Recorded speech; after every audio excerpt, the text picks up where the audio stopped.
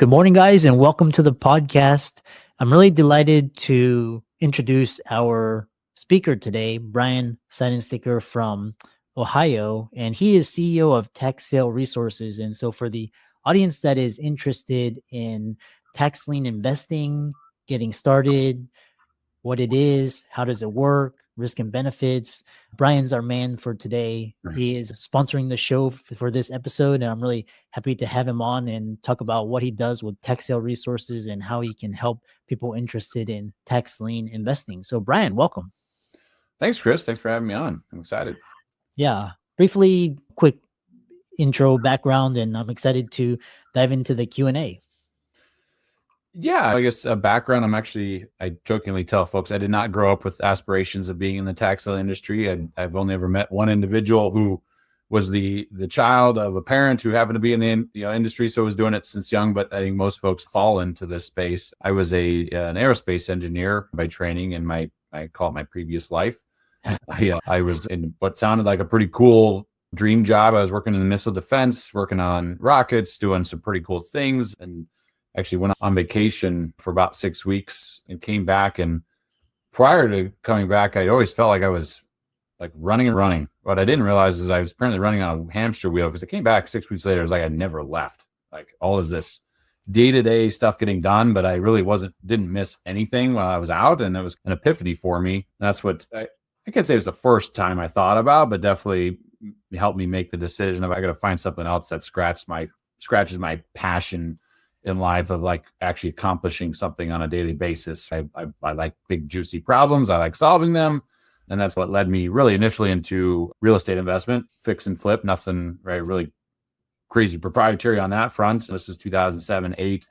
And then I got upside down a couple houses that we were doing in Montana, which is where I'm originally from.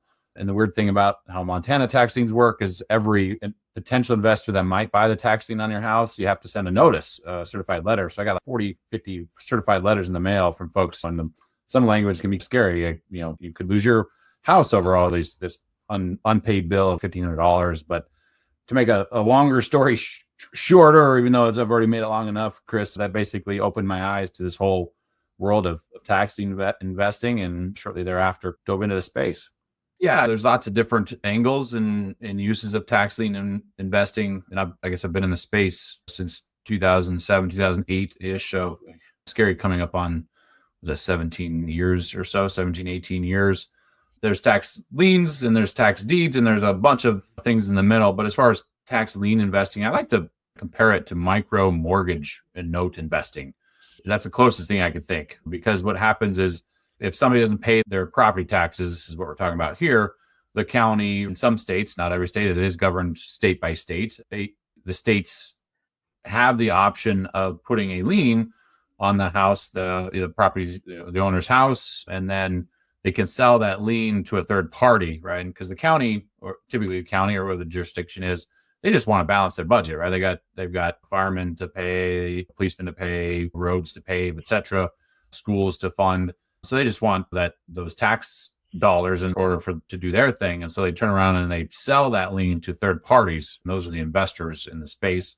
And that lien comes with an interest rate similar to a mortgage. Typically, it's governed by the state statutes, but anywhere between, let's say, 5 and 20%-ish is where liens land. And so the investor basically gets this piece of paper similar to mortgage that if the property owner doesn't redeem after a period of time, which can be years down the road, then that lien holder has the option to foreclose on that property. Again, just like a mortgage.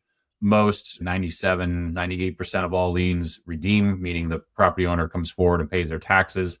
They pay the taxes that were due. They pay the penalty interest that was due to the county, but the county basically takes that penalty interest, turns around and pays that to the investor. And that's how investors in tax lien world make their money. Mm-hmm. And so a follow-up question I have for you is, with this, if I look at the risk spectrum, the audience, usually they're doctors, lawyers, dentists, they're looking for very safe, predictable, stable investments. They don't want kind of gyration, crypto or something, or they want very safe and predictable. So if you look at the risk spectrum, you basically have like very volatile assets, and you got the market, then you have real estate, you have insurance products. Where does tax lien investing fall on this risk spectrum? I think it's certainly not risk-free. There's a lot of misinformation out there that is, quote unquote, guaranteed, and nothing is guaranteed. Taxes and death, as I've heard, is the quip that I get back of the two things that are guaranteed in life. But it's certainly, I'd say, low risk, right? And I always try to compare liens to mortgages, because typically in a mortgage, which is seen as a pretty safe investment, right? You're into that, property, let's say 70-80% of what the value of that property is, with the same essential mechanism of if it doesn't pay, what you can do, the foreclosure process. Liens, on the other hand, you're typically into the property for less than 10% of the property. In most cases, less than 5%, whatever the tax amounts, maybe a couple of years of taxes, that's what you're into that property. And so the chances of that property value degrading enough to where you dip into that is not zero, but very low. And I guess where you can get caught, and this is where most people maybe make the wrong initial purchase, is, but if you buy a lien on what is a worthless piece of property to begin with, then you really own a piece of paper on nothing, right? You don't have much value there. And there's certainly parcels out there where tax liens are sold and that parcel has no value. I've seen examples of it's literally just a mailbox or it's a chunk of sidewalk. It's interesting how when the county carves up and the parcels, there's these weird shapes and things, and the county, right? It's not necessarily their fault, but they're not going to do all the research to tell you what's worth buying, what's not. So they just sell these liens. And so the people that don't know how to do their research and to find which ones are worth buying, which ones are not, right? It's really avoiding ones that are not is where you can get burned. But outside of that, in general, it's a very safe investment if done correctly. Yeah. And I love this idea where you talk about being done correctly. And we'll transition into what tax sale resources is, what it does, how it helps investors or people interested in tax liens get into this area. Yeah, and we've been talking about liens. The other end of it is the tax deeds, as we call it. Instead of buying a lien, you're buying a deed, right? And deed is basically you're buying the property at the auction. It's a unique deed that you get, depending on the state again. But I guess tax resources essentially is a provider of software and information that allows investors, both tax lien investors and tax deed investors, real estate investors, to filter through everything that was going on in the industry and filter down to the liens that are worth buying and which are not, right? Based on all the property data, looking at the parcel boundaries and all that stuff. And I guess to go back to my origination story, when I got in the space back in the late 2000s, there was no resource like that this existed. Just knowing when an auction was going to occur by states and the list of typically parcel numbers associated with that sale, there was no resource for that, right? And the website that is now Tax Sale Resources just started as an internal database.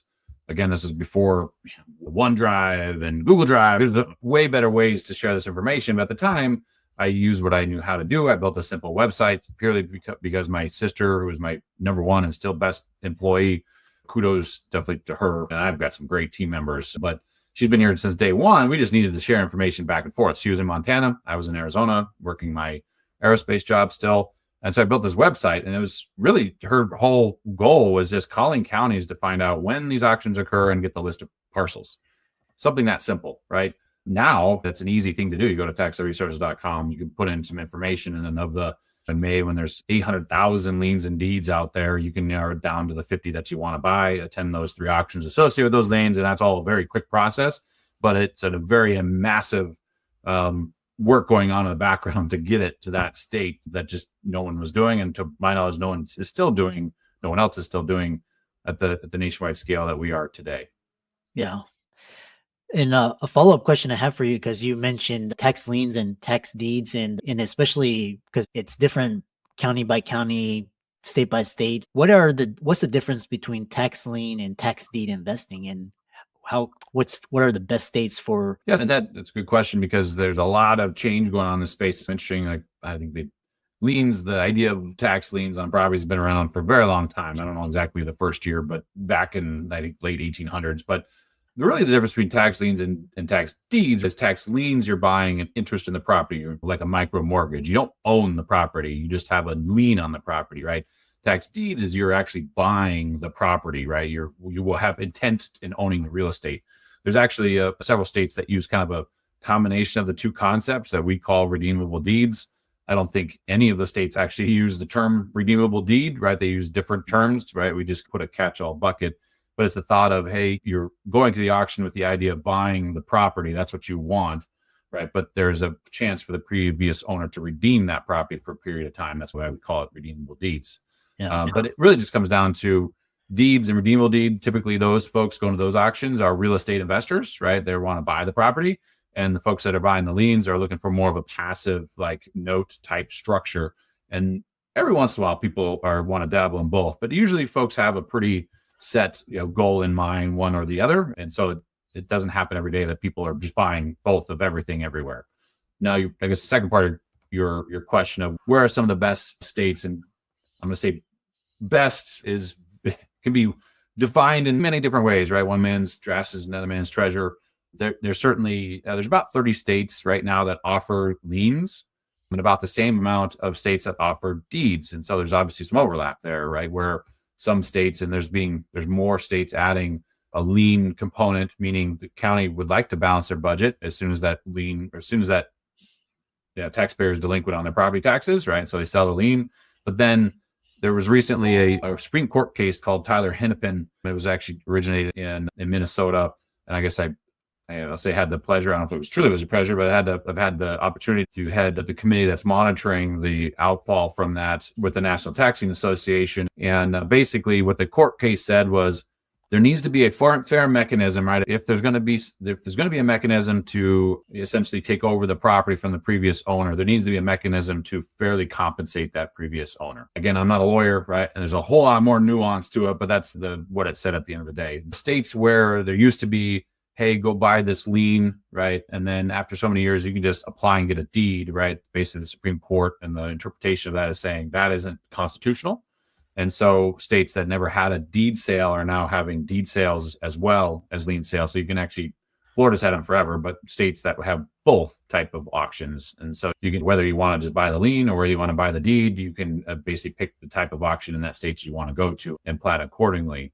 And then also there were some states that they chose not to sell the lien and just wait maybe 3 or 4 years, and they would basically foreclose on the property themselves and then sell the deed, and the county would keep what I call excess proceeds, right? They were due, let's say $40,000, right? But they sold it for $100,000. The county would keep that $60,000, and the Tyler Hennepin Supreme Court case basically said that's not constitutional. This should not be a profit generating mechanism, for the county. And so on the flip side, there were some counties that maybe, ignored selling a lien because they knew they would make more money at the end of the day, waiting and doing the process themselves, or maybe readjusting their thought process and saying, hey, maybe selling a lien to balance our budget sooner, knowing that they're not going to make a big windfall 3 years later, is not a bad idea either. And so you have more and more states basically going to this model of having both tax lien sales and tax deed sales. Sorry, Chris, long answer. It's a very complex, industry. It's one of those, as from an aerospace engineer standpoint, I never thought real estate could scratch that itch of learning something constantly every day, like all year long. And this space certainly does that. Yeah. And what I really love is because it's a different type, it's note investing. It's like investing in mortgages, and it's a passive way of investing in real estate. The other question, I'm sitting back from the standpoint of the audience. And because when you talk about, I love this difference between tax liens and tax deeds. And my first question is because a lot of people back in 2008, pre-foreclosures, these were like big things. How does those investing in pre-foreclosures and foreclosures differ from tax deed investing? Is it the same thing? Is it different? Just for the audience. Yeah, I'd say different, but similar, right? I think, the fallout from the financial crisis, right, the housing crisis, right, resulted in a gluttony of foreclosed on homes, right? And that resulted in, you find crazy deals at, pre-foreclosure auctions, buying notes at cents on the dollar. And then at the foreclosure, there's so many properties, people didn't have enough cash. And so you got great deals. But that inventory eventually dried up, and really by 2019, 2020, the amount of foreclosure properties out there, I guess take one step back. Because of that, there was a ton of people that you put that on top of HGTV with, fix and flip shows. There's probably 20 of them now. Everybody wanted to be a fix and flipper. And so the quantity of investors that jumped into that space was immense. But what happened is in 19 is like the amount of inventory on the residential foreclosure side was not zero, but very small, minuscule compared to where it was in 2012, 13. And so that you have this, huge amount of investors and they're looking for something similar. And that's essentially what tax deed investing is, or tax lien, whether you're trying to do what I call front running, like trying to buy the property before the auction or the foreclosure ever occurs. Right now, there's people doing that in the tax lien and deed space before the auctions occur. Or you want to buy the property at the auctions, you can now do that with tax deeds, just like you would do it with a mortgage foreclosure auction. And so they're different, right? Different in the mechanism, but I guess the mentality and the approach is very similar, just a different set of opportunities, if you will, for a different reason. Yeah. And then another question I have for you is investing in tax liens and tax deeds in terms of the counterparty. Are these people that fail to pay their property taxes or basically are, giving away their homes? Is it because of financial troubles? Is it because they're elderly and forgot to pay their property taxes? Or just talk about just this counterparty and how you can assess that if you are interested in this investing in liens or deeds. Yeah, I think the mechanism of why somebody doesn't pay their property taxes, it varies. Is both of those reasons you mentioned certainly are there, I think, but the vast majority of liens, and what's interesting is I'm going to use Florida as an example. On the other end of the spectrum of, because of the bidding mechanism in Florida, it's called a bid down interest rate. So you start at 18% and you bid that down, and most liens, bid down to what's called a 0.25%, right? And that's the interest rate that is applying to that lien, right? That also translates to, I'm making it more complex with, there's a penalty, 5% penalty as well. But in today's world, if you're a savvy investor, right, and you can say, hey, I own this multi-million-dollar property, right, and I own $100,000 in taxes, right? You can basically take a 2-year loan at a 0.25%, right, by not paying your taxes. And where else can you get a $100,000 loan for 0.25%, right? So there's actually in Florida, I don't know exact percent, but there's a lot of them, right? And you can actually see in the data, like people that don't pay their taxes on time, like over and over and over, right? And that's why really delinquency wise, as far as people paying the property taxes on time, Florida's the worst. I think there's 750,000 tax liens. That's not dollars, that's quantity of tax liens sold in Florida each year. There's usually 1.5 million different property owners that are delinquent when the sale process starts, and equates to $600 million worth of tax liens sold in Florida. And so there's why people are delinquent is everywhere from on purpose to a hardship. And there are things like for true hardship, actually the National Tax Lien Association has a foundation for the folks that are truly in a hardship can get their taxes paid, right? Not to confuse that with, I just want you to pay my taxes because I, quit my job, right? That's not necessarily a hardship, but hey, I had a horrible accident and I had no control of the situation. I don't want to lose my house. That's where the NTLA Foundation steps in and pays those taxes. Again, sorry, Chris, a longer answer because it is always a little more complex. Yeah. And like I said, this podcast is just to whet the audience's appetite and just talk about how tax sale resources can help. Another question I have for you is, let's say you use a software, you find the best states, how to safely invest in tax liens. One thing is, what are some tax lien investing mistakes, like kind of rookie mistakes? Just you talked about people just buying like a mailbox or these. What are some mistakes to avoid? Yeah, that's a good question. And I mentioned some of those, right, as far as buying a lien on a worthless piece of property, right? That's not like very common, but happens. I think the other thing that people have this misconception is that, I have no downside risk in this investment. And I like to use Florida because it's by far the largest by volume and it's easy to get involved in. And so people typically jump in there. And so I'll point out some of the ways you can get burned in Florida. The other thing is, okay, in Florida, people historically have bought liens with, hey, they heard on the internet, I can go buy this lien, and then in 2 or 3 years, I can just apply and I'll get a deed. And that's not the case, right? You're going to, earn your interest, right? And so if you bid down to that 0.25% and you want to earn that 2 or 3 years later, you still have to go through what's called a tax deed application. There's still a separate sale. You don't get that deed unless you go to the tax deed sale and buy it. But then if you bid it down to a 0.25%, that's what you earned. And so this whole idea of, I thought I got 18. No, it's the bidding started at 18. You bid that down to a 0.25, right? You can get burned there. No. That same mistake a similar mistake can translate to just understanding the procedures, right? And I always recommend folks to speak to an attorney. I guess one thing that TSR is not, we're not an educator, we're not a coach, we're not really like holding people's hand how to do this. Our resources are excellent for folks that understand what they're doing. But if you're still learning, I always recommend talk to an attorney in the state that understands the space, right? That's not every real estate attorney. When you can ask them basic questions, and if they say, I got to get back to you on, it's probably not the right attorney to talk to. You're going to pay them to go educate themselves. There are attorneys that know what they're doing in the space already, and they can guide you to more of these things. And the other example I was going to use is use that same methodology, right? And in Florida, if you start at 18, you bid down to 0.25%, there's what's called a penalty, which is an automatic 5%. So at least you're going to get that, right? 0.25% isn't a great return. 5% right now is not a good return, but it's better, right? People take that same mentality and go, oh, Arizona has a bid down. It's at 16, you bid it down, and people will bid that down to 0.25%. Arizona doesn't have that 5% penalty. So if you bid it down, that's what you're getting. And so you can say, hey, I just didn't do real well in Florida. I'll go to Arizona. Instead of bidding 0.25%, I'll bid it down to 2%, because you get an extra 1.75%. In reality, you shot yourself in the foot, because at least you were getting 5.25%, right? Now you're getting less than 3%, right? Yeah. So it's just understanding the process, understanding the rules, understanding the legalities, right, behind owning that lien, and what you can and can't do is critical in order to be successful in the long run.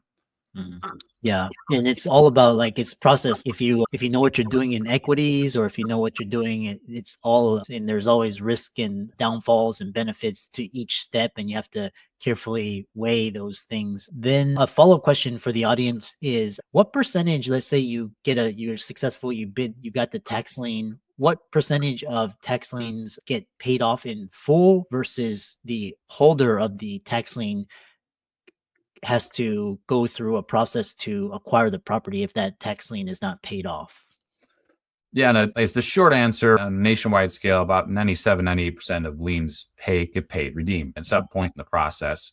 It does vary by asset class. Vacant land is going to be a much lower percentage than single family homes, and then also by state, depending on the process. And so Georgia's process is you have to pay the full delinquent amount plus what they call the penalty on the bid amount. And so if you bid the property up to $100,000, or at the tax sale auction, the tax lien, or the property owner has to pay the 20% penalty on that. So they not only have to come with the delinquent taxes, they got to come with the extra 20,000. And so that's harder to achieve. And so there's just a lower percentage that redeem in Georgia versus Florida, where you're just coming with the taxes plus, in most cases, 0.25%.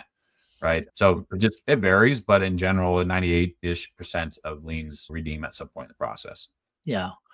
I remember back in 2008, I was just curious about this space, and I went to a couple of foreclosures, and it was really interesting. And there was here in Texas, they have I think it was I can't remember if it's tax lien or tax deed, but I went there, and it was just pandemonium. It was just people it's almost reminding me of a trading floor, just people just crazy. And then so for those people, is it possible to buy tax liens online, or you have to you have to find out when these sales are, and you have to go there, you have to have your money order ready, or is it their more efficient process?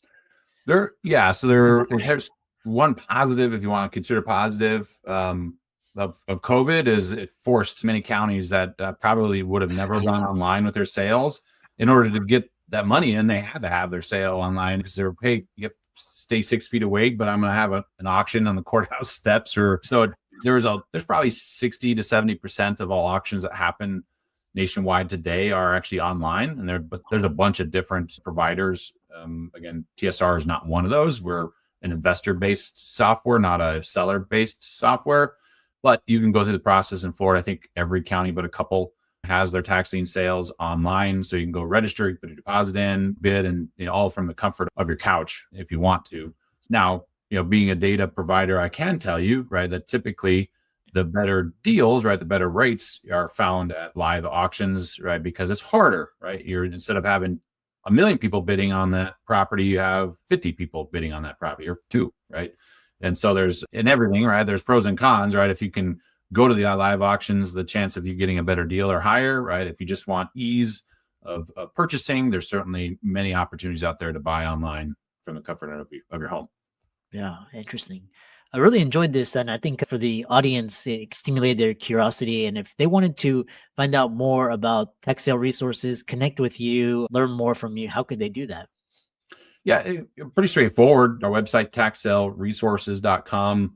check it out. There is a phone number on there. And if you call the phone number, there's actually a real person on their end that will at least guide your question in the right direction if you want to connect. But just check out our website, taxsaleresources.com, and go from there. Awesome. Great job. Thanks for coming on, and keep up the great work. I appreciate it, Chris. This was fun. Hope we can do it again sometime.